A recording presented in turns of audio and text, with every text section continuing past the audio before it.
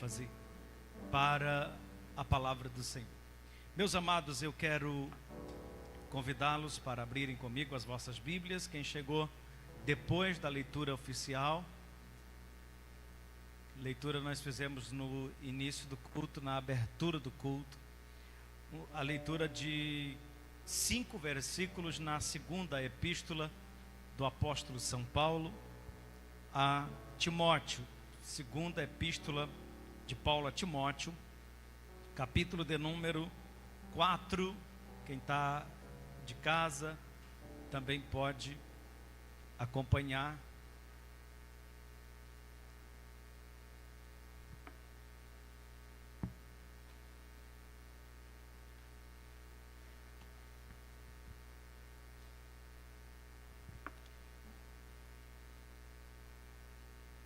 Como são apenas 5 versos, eu quero ler novamente com a igreja.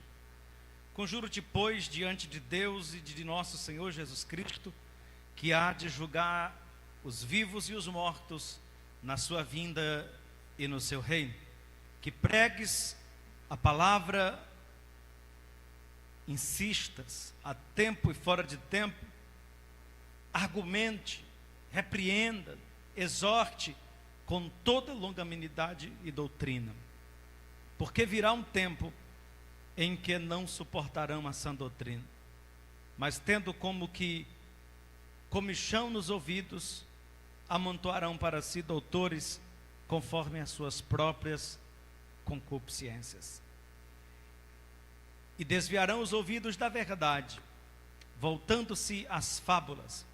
Mas tu, se sóbrio em tudo, sofre as aflições, faze a obra de um evangelista, cumpre o teu ministério. Meus irmãos, o texto que saltou ao meu coração na manhã de hoje foi o versículo 2. Versículo 2, Paulo está encorajando o jovem Timóteo, e ele diz: olha, Timóteo, pregues a palavra, pregue a palavra, pregue o evangelho, pregue a tempo e a fora de tempo.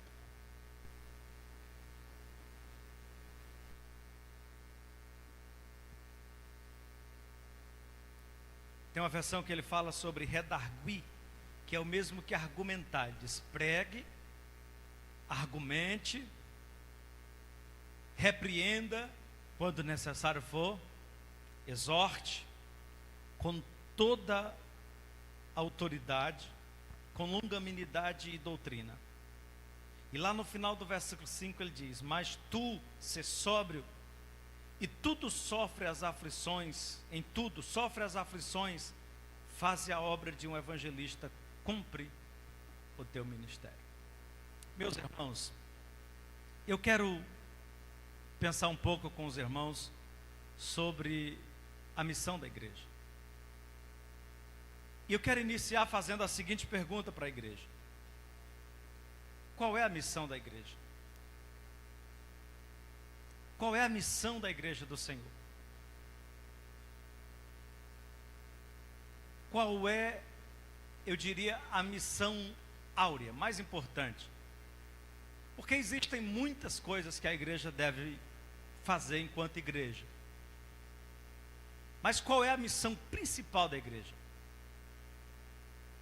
Nós poderíamos resumir a missão principal da igreja em 2 coisas: pregar o evangelho e fazer discípulos. E pregar o evangelho e fazer discípulos são coisas muito próximas, mas não são iguais. Porque a pregação, ela pode ser inclusive pública, para um grande auditório. O discipulado, ele é algo pessoal. O discipulado é um processo demorado, é um processo lento e íntimo, é pessoal. O processo do discipulado é aquele processo do ensino, onde um crente discípulo de Cristo, ele vai imprimindo em alguém a conduta e o estilo de vida do próprio Cristo, do Evangelho. É aquele processo lento, como se educa uma criança, que quase todo dia você tem que dizer como é que ele deve pegar a colher, como é que ele deve pegar o garfo, a faca, que ele não pode botar a mão dentro da comida. A gente não fica dizendo isso para as crianças: olha, não é assim, isso é feio, isso é falta de educação, não se sente assim, se sente assim. Aí as irmãs têm sempre aquele cuidado de dizer para as meninas: olha, moça, não senta com a perna aberta, sente direitinho, você é uma mocinha.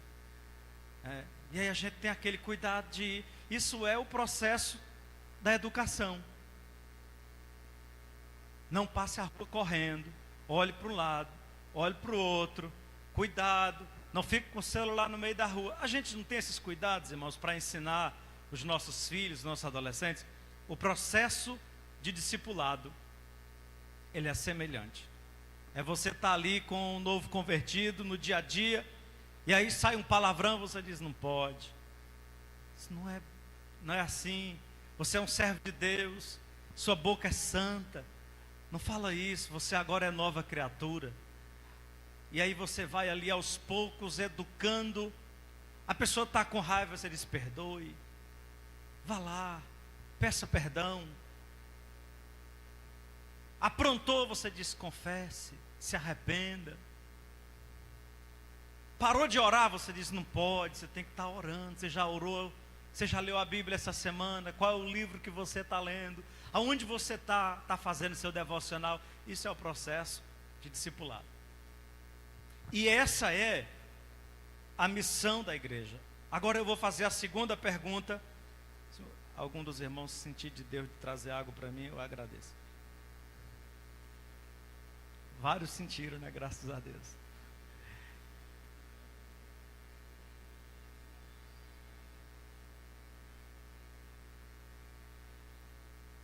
Meus irmãos, agora eu vou fazer a segunda pergunta para vocês. Primeira pergunta foi: qual é a missão da igreja? Todos entenderam? Sim ou não? Agora eu vou fazer a segunda pergunta. Nós, enquanto igreja, estamos cumprindo a nossa missão? A missão da igreja é pregar o Evangelho e fazer discípulos. A nossa igreja resumiu, a nossa igreja que eu falo, Assembleia de Deus Tempo Central, ela resumiu a missão da igreja na seguinte frase: que a nossa missão é fazer discípulos e conduzi-los a amar, acolher e servir. Então eu pergunto para vocês, irmãos, faça essa reflexão a partir de você. A partir de você. E aqui não vale contar, não, a igreja está cumprindo porque tem meia dúzia de irmãos que estão fazendo isso. Não, estou falando nós, enquanto igreja, nós estamos cumprindo a nossa missão, a missão da igreja. Nós estamos pregando o Evangelho como deveríamos. Olha o que Paulo diz a Timóteo. Ele diz: meu filho, pregues a palavra. Que hora, Paulo? A tempo e a fora de tempo.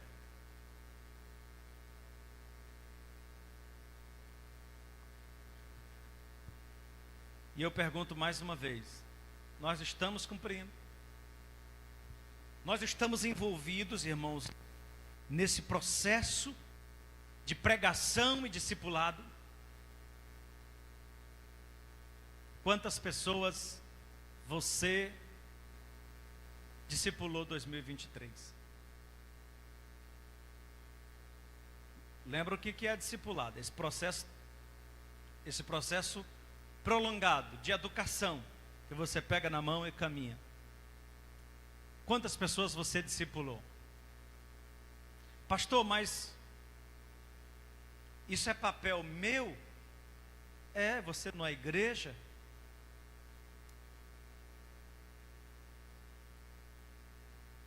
Nós somos a igreja, irmãos. E foi exatamente assim que a Assembleia de Deus cresceu nesse país e chegou a ocupar todos os municípios dessa nação. Do Iapoque ao Ijuí, não há um só município em que a Assembleia de Deus não esteja lá. Como que a Assembleia de Deus, como um fenômeno, se expandiu em menos de 100 anos a todos os municípios dessa nação?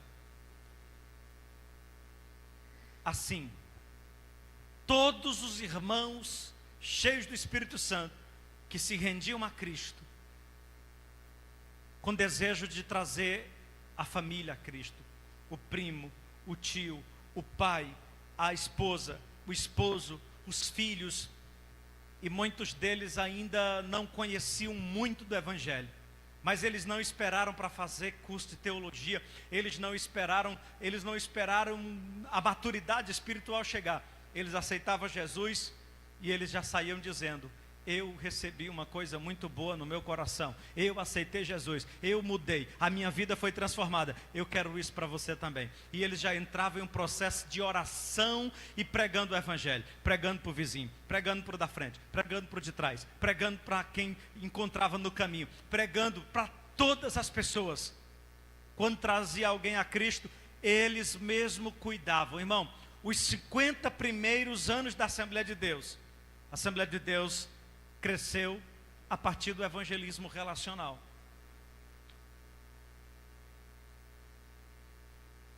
E eu digo para os irmãos, olhem bem para mim, eu digo para os irmãos, com base em um dado que o Kate Phillips apresenta no livro A Formação de um Discípulo, que é um livrozinho pequeno. O ano passado eu até dei um de presente para cada um da nossa liderança.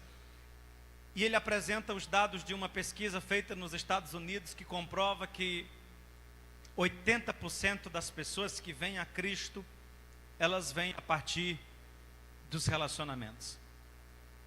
Olha, 80% das pessoas que se decidem para Cristo, elas se decidem a partir dos relacionamentos.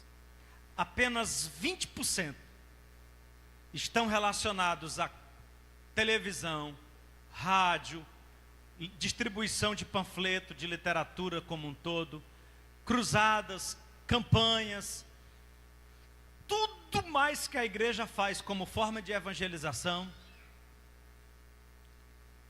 corresponde a 20% das decisões para Cristo. 80% se decidem para Cristo a partir dos relacionamentos. E olha que é interessante esse paradoxo, Renê, porque os métodos de evangelização menos eficientes são mais caros. Se a igreja abrir um programa de televisão, uma igreja chegar numa cidade como Fortaleza, e ela abrir um programa de televisão, com 10 anos ela vai chegar a essa constatação: 80% da sua membresia vieram por causa de amigos, 20% veio pelo programa de televisão. A parte mais produtiva é também a mais barata, porque é no 1 a 1, no relacionamento. E Jesus já sabia disso, muito antes dos coaching, muito antes do marketing. Jesus já sabia disso. Aí depois se descobre que o melhor marketing é o boca a boca. Aí os Estados Unidos, hoje a cada 10 empresas nos Estados Unidos, 8 são do marketing multinível, porque eles descobriram que o marketing de rede é o mais eficiente. Jesus já descobriu antes. Jesus já sabia que o evangelho ia crescer assim, um trazendo outro, um apresentando para outro. Deixa eu fazer essa pesquisa aqui. Quantos dos irmãos aqui vieram ao evangelho através de um familiar? Através de um familiar, levante a mão. Seu pai, a sua mãe, alguém, algum familiar seu. Segura a mão levantada para a gente identificar. Quem veio através de familiar? Olha aí, muitas mãos levantadas, né? Os que vieram através de familiar. E tem outros que não levantaram a mão. O Mateus também foi, o Dudu também foi. Tem um bocado aqui que vieram através de familiar. Muito bem, obrigado. Quantos vieram para Jesus através de um amigo, de um colega, de um conhecido? Levante a mão. Aí. Quantos vieram para Cristo através de programa de televisão, uma cruzada? Ninguém te levou a Cristo, você encontrou o Evangelho assim, através de um evangelista, alguém falou para você, um folheto, alguma coisa dessa natureza, levante a mão. Está comprovado? Está comprovado? Aqui deu mais de 80%, né? Deu mais de 80%. Então, meus irmãos, eu pergunto para você, nós estamos fazendo a missão?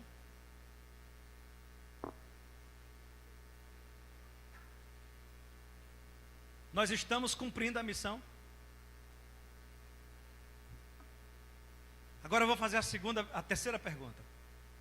A terceira pergunta que eu vou fazer para vocês é: por que a igreja esfriou na missão de pregar o Evangelho?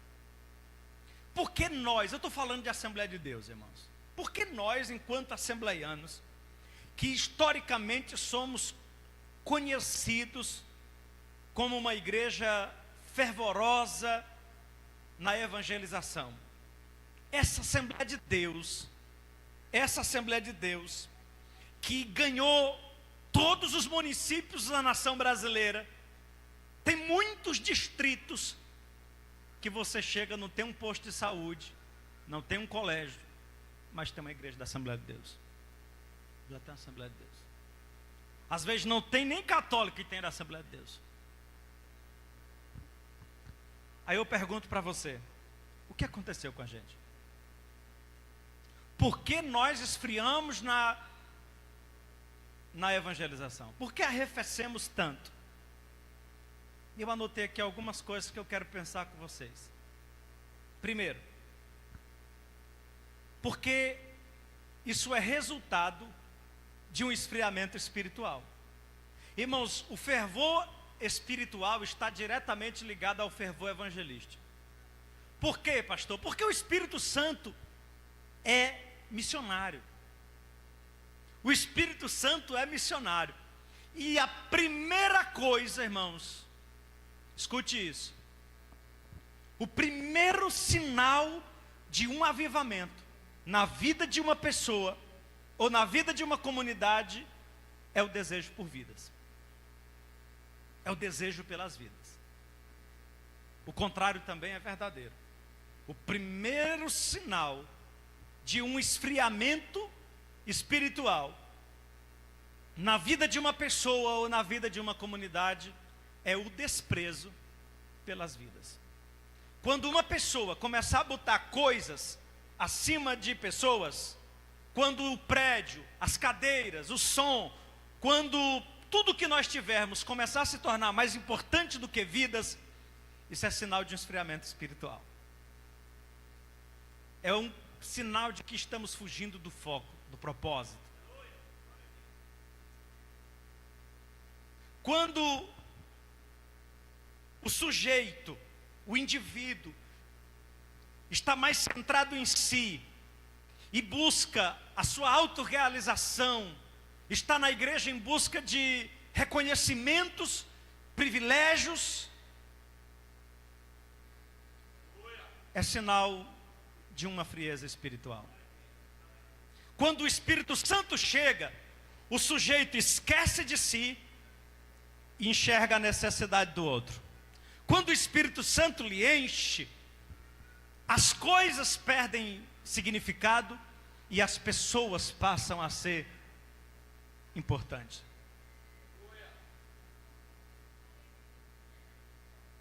Nós esfriamos na fé. Nós esfriamos espiritualmente. E porque esfriamos espiritualmente, nos descuidamos das vidas, das pessoas que estão perdidas. Nosso coração endureceu e perdemos a sensibilidade. Paramos de chorar por quem está perdido. Paramos de chorar por quem não aceitou Jesus ainda. Paramos de chorar pelos nossos filhos que ainda não são crentes. paramos de chorar pelo esposo que ainda não é crente, pela esposa que ainda não é crente, paramos de chorar, porque esfriamos espiritualmente, porque a igreja arrefeceu com o propósito da evangelização, porque nós adotamos para as nossas igrejas, irmãos, uma cultura de evangelização de massa. Nós aprendemos a evangelizar de bando. Absorvemos essa ideia dos norte-americanos e nos acostumamos com isso, de modo que, quando pensamos em evangelismo, nós pensamos num evento. Quando pensamos na evangelização, a gente pensa no evento, numa reunião com hora marcada, aonde os irmãos se reúnem na igreja, fazem uma oração e saem na rua para evangelizar. Quando nós pensamos em evangelização, nós nos limitamos a pensar num culto, como uma caixa de som, algumas cadeiras e algumas pessoas pregando. Não que isso seja errado, e nem muito menos inútil. O que nós não podemos é nos limitar como se isso fosse a única coisa que nós pudéssemos fazer. Porque nós já entendemos que esse método, por mais que seja importante, não é o mais eficiente. Veja novamente o que Paulo diz a Timóteo: Timóteo, pregue a palavra. Que horas, Paulo? Há tempo e fora de... Irmãos, nós precisamos resgatar, olhe para mim, igreja do Senhor, nós precisamos resgatar esse espírito evangelístico assembleiano. Eu faço das palavras de Paulo as minhas palavras nessa noite, no versículo 5, quando ele diz assim: mas tu, sê sóbrio em tudo, sofre as aflições, faze a obra de um evangelista, cumpre o teu ministério. Irmãos, todo crente deve ser um evangelista. E o que é um evangelista? É um pregador do... Vocês estão comigo? É um pregador do evangelho. O que é um evangelista? Um pregador do evangelho. Alguém que anuncia o evangelho. Porque nós arrefecemos com a missão da pregação do evangelho. Nós, enquanto igreja, olhe para mim, enquanto Assembleia de Deus, nós arrefecemos na missão da pregação do evangelho quando nós adotamos a cultura dos grandes congressos. Irmãos, olhe para mim, igreja do Senhor. Deixa eu dizer uma coisa para vocês. Quem está falando para vocês aqui é alguém que já organizou Semana Pentecostal. Quem está falando para vocês é alguém que já organizou congressos. Vocês estão diante de um homem que um dia já foi fascinado por festa. E estávamos conversando essa semana a caminho do Templo Central, eu, pastor Nonato, irmão Ricardo, e Erasmo, quem era o outro que estava conosco? E o irmão Luiz. Estávamos conversando sobre isso. Meus irmãos, igreja do Senhor, eu vou ficar mais perto de vocês para me falar olhando nos olhos de vocês. Vocês não têm ideia, vocês não têm noção, é incalculável. Nem vocês têm ideia e nem eu, o tamanho do prejuízo que os congressos trouxeram para as nossas vidas. Nos mais diversos sentidos que a gente poderia abordar.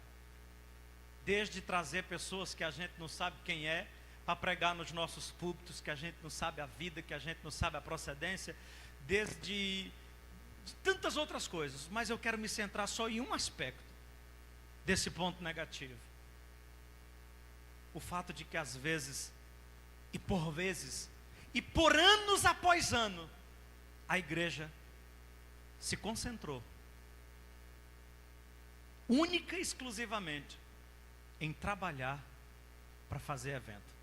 É iniciar o ano, o pastor sentar com a liderança e um departamento dizer: eu quero o mês de março para fazer isso, o outro quer aquele, o outro, aí você organiza 2 meses para um congresso, aí todo mundo trabalhando, captando recursos, fazendo farda, a igreja toda envolvida, trabalhando em torno de um congresso. Para quem é o congresso?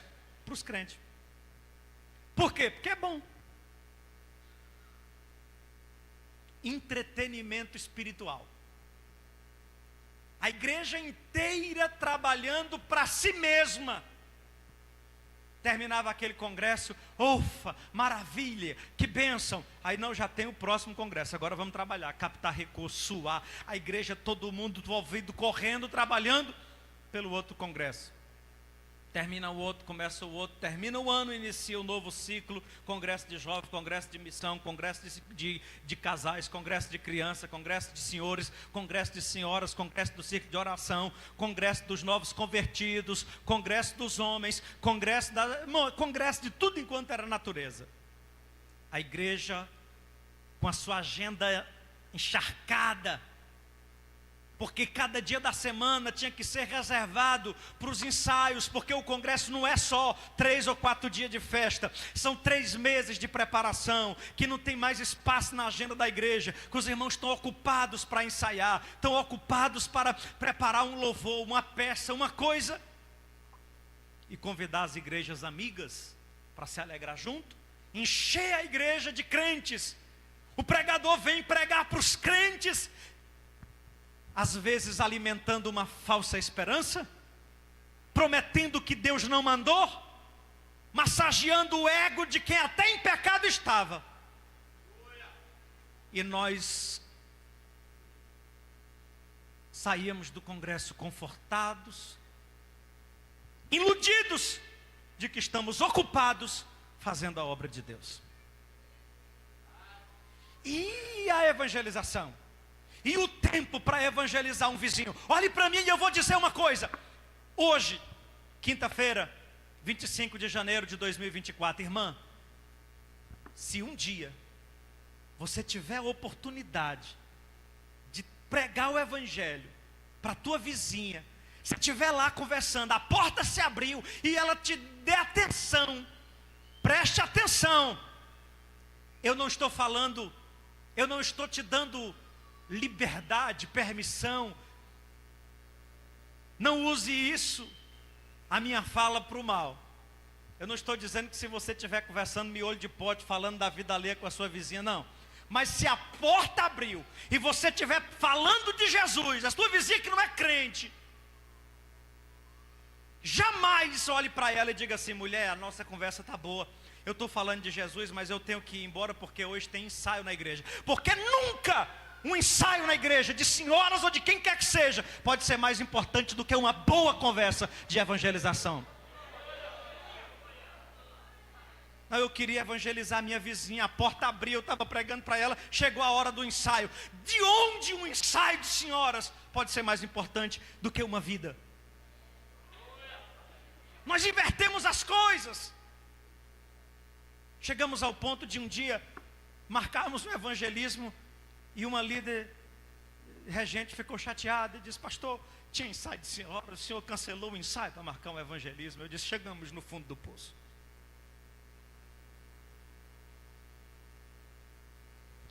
Não sai nenhum glória a Deus. Diga pelo menos a verdade. Por que nós esfriamos na fé? Esfriamos no propósito da evangelização?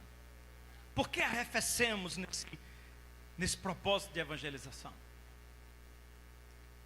Um outro fator que contribui muito para isso é uma geração de nascidos na fé, de pessoas que nasceram na igreja e não sabem qual é a realidade de quem está perdido lá fora. As pessoas que vieram do mundão, eles são mais preocupados com quem ficou lá, porque eles sabem de onde Deus tirou ele. O sujeito que nasceu aqui na igreja, as amizades dele são aqui. os amigos estão aqui, a família está aqui, ele está sentindo falta de ninguém. Para ele está tudo bem, porque a vida dele está aqui. As primeiras gerações, irmãos, que foram alcançados pelo Evangelho eram diferentes de nós. Quantos dos irmãos aqui nasceram na fé? Levante a mão. Quantos? Olha aí o tanto. Que nasceram na fé, nasceram já. Essas são as razões porque nós não somos a mesma Assembleia de Deus de 100 anos atrás. Algumas delas. Eu vou fazer mais uma pergunta. Quais são as consequências desse esfriamento? Se a gente não mudar, se a gente não tomar uma posição, se a gente não rever esse nosso comportamento, aonde tudo isso pode dar? Quais são as consequências disso? Eu anotei aqui algumas. Primeiro, uma redução no crescimento da igreja. Irmãos, essa igreja cresceu exponencialmente nos seus primeiros anos. Depois ela estabilizou. Estou falando da Assembleia de Deus, estou falando só do Bom Jardim, estou falando no geral. Depois ela estabilizou. Durante muitos anos, irmãos, a gente vem batizando e os nossos batismos, a grande maioria deles é filho de crente. Batizando só os filhos de crente. Graças a Deus, nesses últimos anos nós temos batizado alguns irmãos que são novos, convertidos realmente aqui no Bom Jardim. Graças a Deus por isso. Mas, irmãos, tem muitas igrejas por aí que está com mais de 10 anos que não tem um novo convertido.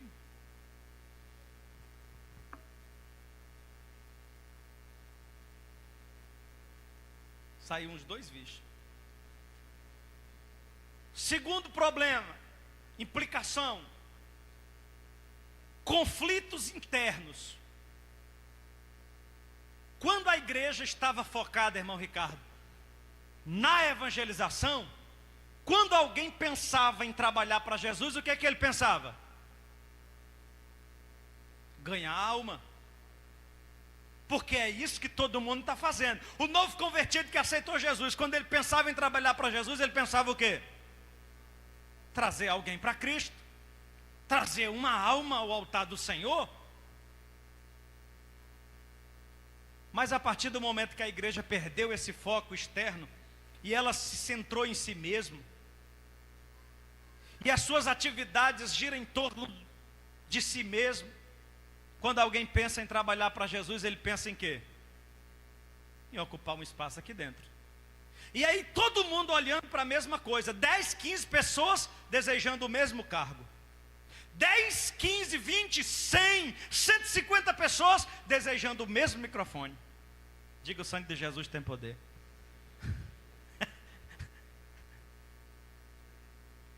Disputa, conflitos internos. E aí a liderança fica sem saber o que fazer para arranjar mais cargo. Vamos arranjar mais cargo para poder contemplar todo mundo, irmão. E começa a virar quase aquele negócio lá de Brasília. Vai criar mais ministério para poder criar mais cargo, mais coisa, para poder contemplar mais gente, para deixar mais gente satisfeita. Porque alguém quer se sentir contemplado com alguma coisa, nem que ele seja separado para ser o vice-carimbador, o vice-substituto do segundo auxiliar, do vice-carimbador do almoxerifado da igreja.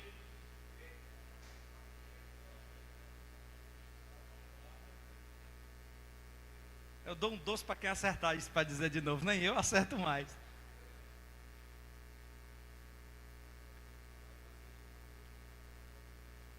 Quais foram as consequências disso? O surgimento de várias outras denominações. Assembleia de Deus disso, Assembleia de Deus daquilo, Assembleia de Deus daquilo outro. E aí o proselitismo, irmão, desenfreado. Porque ninguém quer mais ir buscar o perdido. É só chamando de uma igreja para outra. E as igrejas viraram grandes rodoviárias de pessoas que transitam, que passam, não gostei daqui, que vou para ali. Irmão, não é esse o propósito do Evangelho. Quais são as consequências disso? Um futuro incerto. Se a igreja, a Assembleia de Deus, não está mais centrada na pregação do Evangelho, ao perdido, se nós nos especializamos em pregar para nós mesmos, de tal maneira, irmãos, olha para mim, estou terminando, de tal maneira, que às vezes você vai fazer uma cruzada hoje, para você conseguir um pregador para pregar na cruzada é difícil, porque a maioria dos pregadores só sabe pregar para a igreja.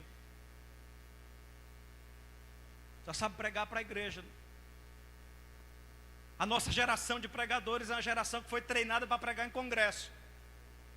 Você leva ele para pregar numa cruzada, ele fica com vergonha de pregar a mensagem do Zaqueu, porque ele quer dizer para as pessoas algo que elas nunca ouviram.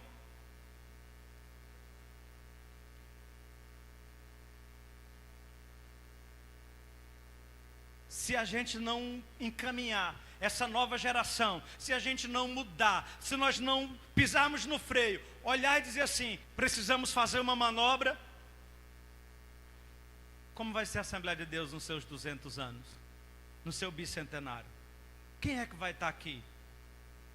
Olhe para mim, olhe para o evangelismo da igreja, mesmo o evangelismo de grupo, e veja quantos jovens participam.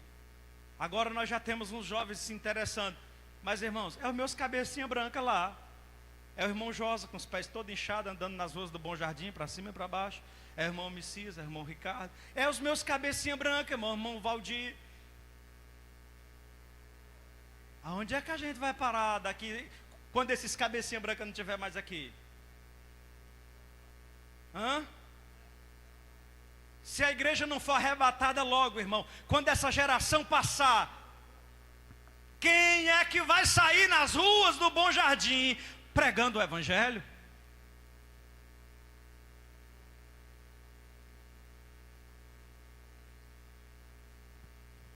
Precisamos pensar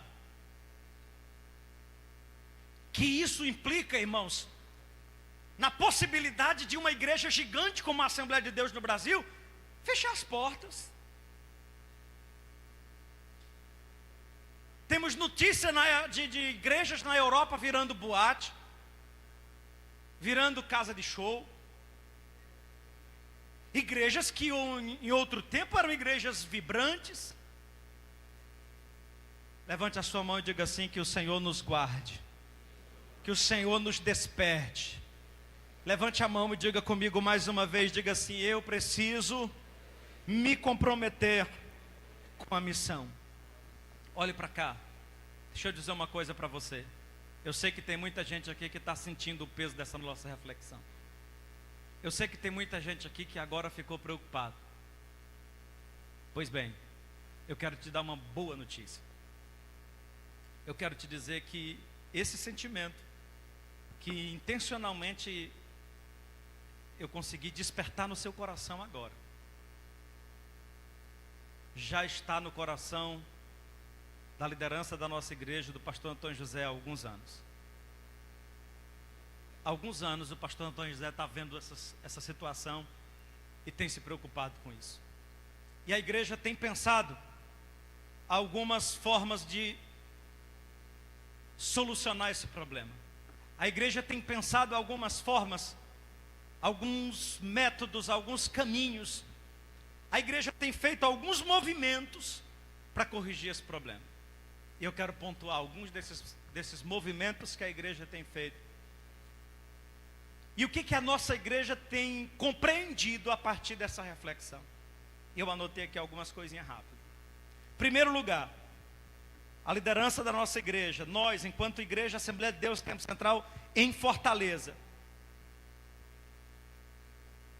temos entendido que se nós não mudarmos, se nós não tomarmos uma atitude, chegará um momento em que essa igreja não terá mais sucessores, não terá mais obreiros, não terá mais vocacionados, não terá. A gente tem se preocupado com isso. E preocupado com isso, em 2020, o pastor trabalhou o ano inteiro com uma temática: a igreja de gerações. O ano inteiro o pastor reuniu, falou conosco, fez escola bíblica de obreiro, deu palestra, seminário, deu curso, falando: a nossa igreja não pode morrer, ela precisa ser uma igreja de gerações. A gente precisa dar continuidade, a gente precisa encaminhar uma nova geração, a gente precisa encaminhar jovens, a gente precisa investir nos jovens, a gente precisa olhar para frente e ver o futuro. Acho que o Renê estava, Marcondes estava, alguns dos obreiros estavam comigo na EBO de 2020 com esse tema, a igreja de gerações. A igreja está preocupada com isso. Eu quero plantar isso no coração de vocês. Mas a gente precisa investir nos nossos jovens. A gente precisa investir. Então não tenha ciúme dos jovens, não tenha ciúme dos meninos. A gente precisa investir neles, porque essa igreja é uma igreja de gerações. Quem pode dizer amém? A igreja de Fortaleza, na pessoa do pastor Antônio José e demais componentes da nossa direção, tem compreendido que a igreja precisa focar na missão da igreja como atividade principal. Olhe para mim. Nós entendemos, irmãos, que uma das mudanças que nós precisamos fazer, que é urgente, é a gente entender que a igreja tem uma missão principal, e tudo aquilo que for secundário deve ficar para segundo plano. O que é a missão principal da nossa igreja? A missão principal da nossa igreja é fazer discípulos e ensiná-los a amar, acolher e servir. Pensando nisso, em 2021, o pastor colocou esse lema como tema do nosso ano de 2021: amar, acolher e servir. Isso não é só um slogan, isso é o resumo da missão da igreja. A igreja precisa se centrar nisso. Olhe para mim. O que isso significa, pastor? Isso significa que qualquer outra atividade da igreja que não estiver cooperando, que não estiver sendo importante para a missão da igreja, ela pode inclusive ser deixada de lado. Ah, mas tem 60 anos que nós fazemos essa atividade. A pergunta é: essa atividade está sendo útil para a missão de fazer discípulo? Não. Então ela não tem por que existir aqui. Essa igreja, Assembleia de Deus Tempo Central, ela está centrada na missão de fazer discípulos e conduzi-los a amar, acolher e servir. Qualquer uma outra atividade que ocupe o nosso tempo, nossa energia, o nosso dinheiro, que não contribua com a missão da igreja, ela deve ser repensada. Terceira coisa que a nossa igreja tem compreendido, que essa obra não é obra para um homem só, não é uma obra para a liderança, não é uma missão para os obreiros, não é uma missão apenas para os escolhidos. Não. Ela é uma missão para a igreja. Pensando nisso, dirigido por Deus em 2022, o nosso pastor trabalhou conosco o ano inteiro a temática unidade. Preguei muitas mensagens aqui sobre unidade. Eu estou mostrando para os irmãos, para que os irmãos entendam que um tema se conecta com o outro. Vocês estão compreendendo isso? Vocês estão compreendendo que o de 2020, a igreja de gerações, ele é complementado pelo de 2021 com a missão da igreja, que é complementado pelo de 2022 com a unidade da igreja, porque essa igreja sem unidade, ela não vai cumprir a missão, ela não vai a lugar nenhum, ela tem que viver em unidade, focada, centrada na missão. É aquilo que o Reine chama de alinhamento, movimento e foco. Precisa ela estar alinhada em um só movimento, focada numa mesma missão. A nossa igreja compreendeu que o atual contexto sociocultural exige uma ênfase no evangelismo relacional. Qual é o evangelismo relacional? É aquele dos pioneiros, irmão. É um evangelizando o outro, evangelizando o parente, o amigo. E aí, meus irmãos, nesse sentido, a igreja lançou inclusive um livro que é um manual de evangelização para nos ensinar como desenvolver a missão. A igreja lançou um manual de evangelização que é o Missão de Amar, compartilhando Cristo através dos relacionamentos. A igreja em Fortaleza também tem compreendido que não adianta ganhar e não cuidar. Por quê? Nós temos ganhado muitas vidas e perdido muitas também. Pensando nisso, a nossa liderança lançou um livro, A Missão de Acolher, tornando-se uma igreja acolhedora. E ainda a igreja produziu um material excelente que nós chamamos de trilha de formação inicial. São 3 cursos. Esse aqui que é o Nova Vida, que é um curso que a gente oferece para pessoas recém-convertidas. Esse aqui que é o curso No Caminho do Discipulado, que a gente oferece para pessoas que estão se preparando para o batismo.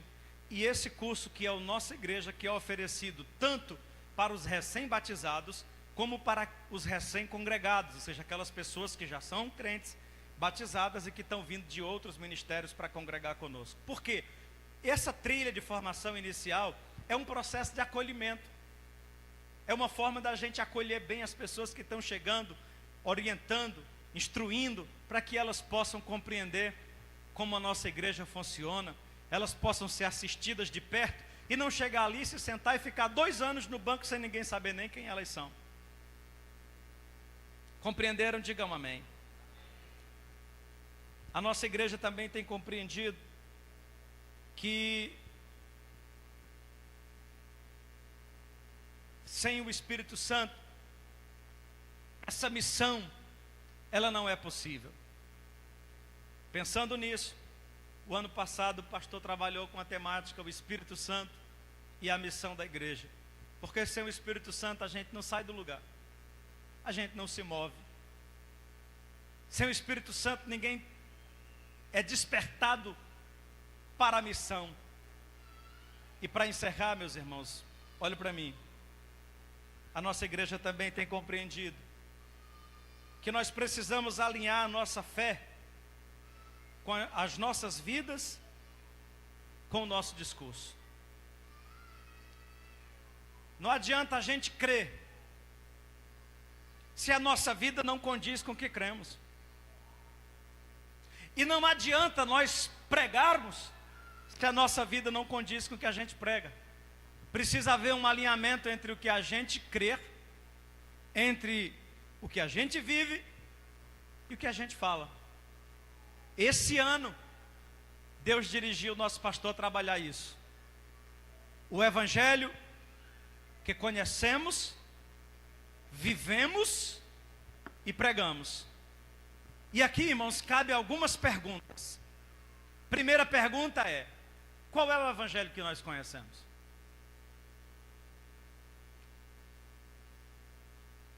O evangelho que nós conhecemos é puro? Ou ele já está contaminado pelas tradições?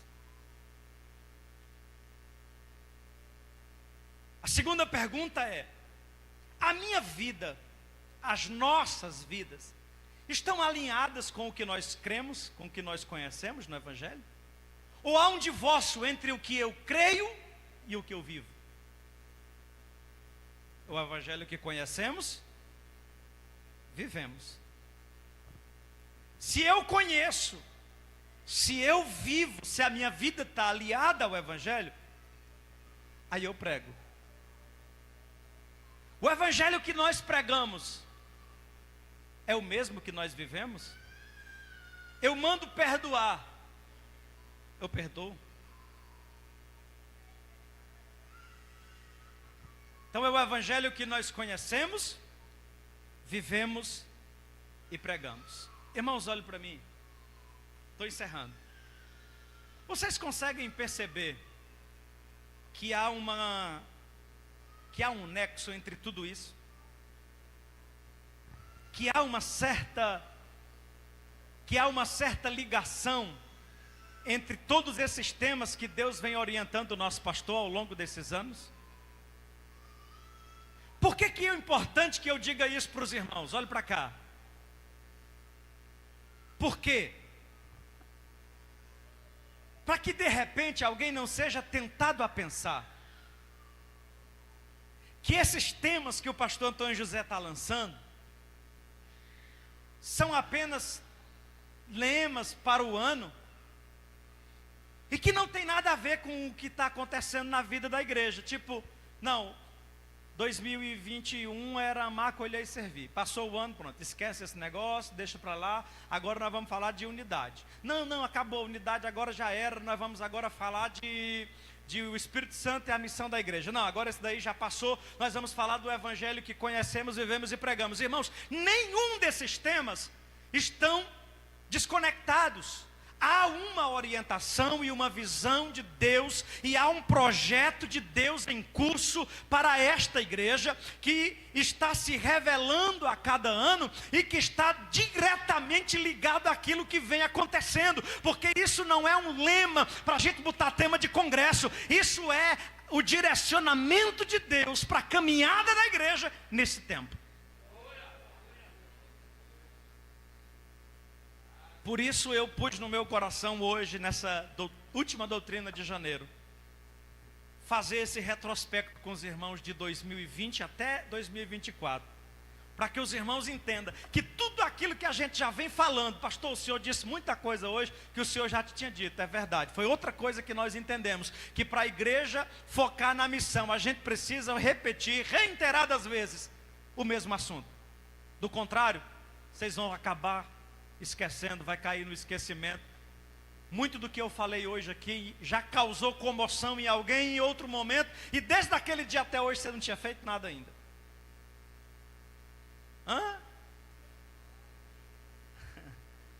E aí, meus, eu quero encerrar.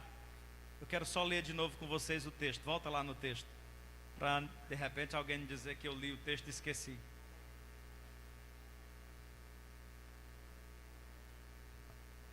E eu quero dar algumas dicas para vocês aqui, para a gente encerrar. Pode vir.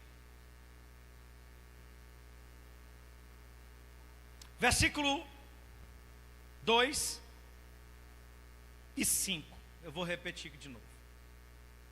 Pregues a palavra. Diga comigo, pregues. Vocês estão cansados, eu gritei há 1 hora aqui. Fale mais bonito, diga pregue a palavra. Aí Paulo vai dar algumas características do pregador da palavra. Eu diria que ele dá algumas características de um evangelista, porque ele termina dizendo, cumpre o teu papel, o de um evangelista. Então anote aí que ele dá algumas características. Primeira característica, o pregador do evangelho, ele precisa ser insistente. Insista.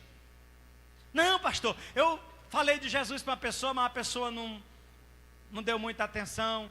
Eu falei uma vez, 2, eu não vou ficar gastando saliva com ninguém não. Não é essa a recomendação da palavra. Seja insistente. Pregue. Quantas pessoas aqui estão olhando para mim que tinha raiva de crente? Está aqui o irmão Luciano era um, tinha raiva de crente, mas alguém está lá, irmão. Água mole, pedra dura, tanto bate até que fura. Vai molhando, um pouquinho d'água, uma lixazinha. Daqui a pouco o coração vai, quebra no meio. Amém, irmãos? Ele diz uma outra característica. Ele diz, seja insistente, né? Aí ele diz, há tempo e há fora de tempo. Eu tentei resumir isso aqui numa palavra. Seja criativo. Você não precisa esperar a oportunidade. Você cria a oportunidade. Você cria a situação. Senta do lado de alguém e você já começa a criar a oportunidade. De repente, irmão, do assunto de política, você pode puxar para Jesus. Do futebol, você pode puxar para Jesus. O problema é que tem crente que ele entra na conversa do ímpio. Irmão, não vá na conversa dele, você puxa ele para a tua, porque a luz é você. Você senta lá, está falando de futebol, e você começa a falar de Jesus. Você traz para Jesus. Há tempo e há fora de tempo. Quem entendeu, diga amém. Aí ele diz o seguinte, olha, redárguas. Em outras palavras ele está dizendo, argumente. Você precisa ter argumento. Não, irmão. Como é que você vai ter argumento se você não lê a Bíblia? Como é que você vai ter argumento se você não estuda? Como é que você vai ter argumento se você não vem para a escola bíblica, para o culto de doutrina? Aí como é que você vai argumentar com alguém quando aparecer um questionamento sobre algum tema da Bíblia? Como é que argumenta? Para argumentar, você precisa ter conhecimento. Aí diz assim, ó, repreenda, seja franco. Não, irmão, é porque a minha vida é assim, irmão. Eu faço isso, isso e isso. Será que Jesus me aceita? Jesus te aceita. Aceita, mas seja franco. Repreenda, diga, ó, você aceita, mas você tem que, ao Evangelho, vai isso e isso e isso vai mudar na sua vida. Seja franco. Não ofereça o que o Evangelho não dá. Não prometa. Tem muita gente aí prometendo uma graça barata, um Evangelho fácil. O Evangelho é cruz, é renúncia, é preço. Continuando na leitura, ele diz assim: exorte, ou seja, seja verdadeiro, seja sincero. Na continuação ele diz, com longanimidade, ou seja, com paciência. Tenha paciência, seja longânimo, espere a semente frutificar, crescer. Não seja áspero, não seja duro, não seja grosseiro. Agora vamos para o versículo 5. Ele diz, mas tu sê sóbrio. O que é um sóbrio? Sóbrio é uma pessoa consciente. Seja consciente. Seja uma pessoa que tem sanidade mental. Não saia agindo assim como um louco. Não fale coisa com coisa. Não, seja sóbrio. Os pensamentos centrados. Converse com educação. Aí ele diz ainda em tudo, e sofre as aflições. Suporte as dificuldades. Quer dizer que para ser pregador do Evangelho, pastor, tem luta? Experimenta para tu ver. Tanto de abacaxi que o diabo vai colocar. A igreja fique de pé para a gente terminar. Para dar a impressão que está terminando. Aí no finalzinho do versículo 5 ele diz assim, ó: faz a obra de um evangelista, cumpre o teu ministério, seja fiel ao propósito, seja fiel ao chamado de Deus. Quem me ouve ainda diga amém. Seja fiel ao propósito, cumpre o teu papel, cumpra a tua missão, cumpra o teu chamado. Qual, pastor? O de um evangelista.